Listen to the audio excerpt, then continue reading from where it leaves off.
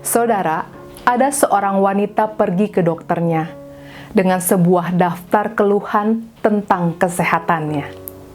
Dokter itu memeriksanya dengan teliti dan yakin bahwa tidak ada yang tidak beres dengan keadaan fisik sang pasien.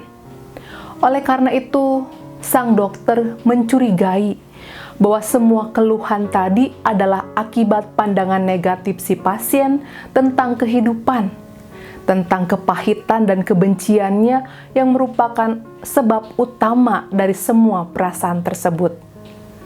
Lalu dokter yang bijaksana itu kemudian mengajak wanita itu masuk ke sebuah ruang belakang kantornya, tempat di mana sang dokter menyimpan obat-obatan.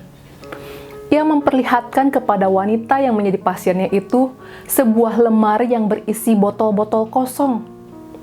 Dokter itu lalu berkata, "Lihatlah, botol-botol ini, perhatikanlah bahwa semuanya kosong.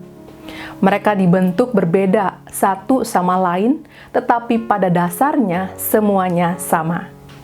Yang paling penting, mereka tidak menyimpan apa-apa di dalamnya. Sekarang, saya bisa mengambil salah satu dari botol-botol itu dan mengisinya dengan racun untuk membunuh seseorang.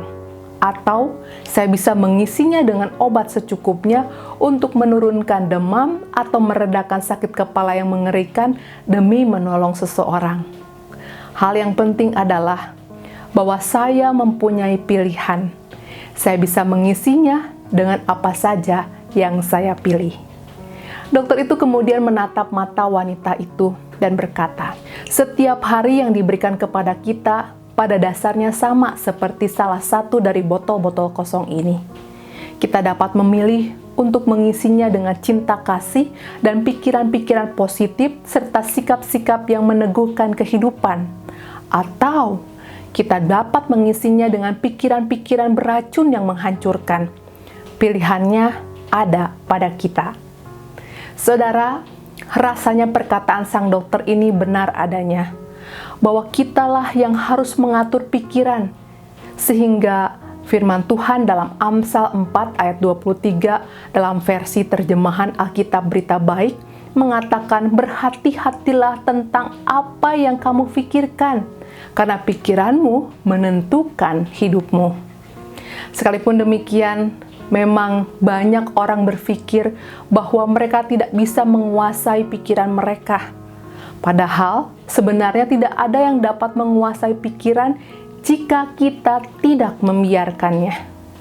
Hal itu sejalan dengan perkataan Martin Luther yang mengatakan bahwa kita tidak bisa menghalangi burung-burung lewat di atas kepala kita, tetapi kita bisa mencegah mereka buang air besar di atas kepala kita. Yang artinya kita bisa menghindar dan tidak harus menerima semua pikiran yang melintas di benak kita ketika kita melihat bahwa pikiran-pikiran tersebut tidak baik dan tidak berguna. Untuk itu, ketika kita membaca Roma 8 ayat 6, kita juga disadarkan pada kenyataan bahwa pikiran yang diarahkan kepada daging adalah maut, tetapi pikiran yang diarahkan kepada roh mendatangkan hidup dan damai sejahtera. Artinya, untuk kebaikan diri kita sendiri, marilah kita berhenti memikirkan hal-hal yang negatif, dan marilah kita memfokuskan pikiran kita pada hal-hal yang benar, agar hidup kita selamat dan bahagia.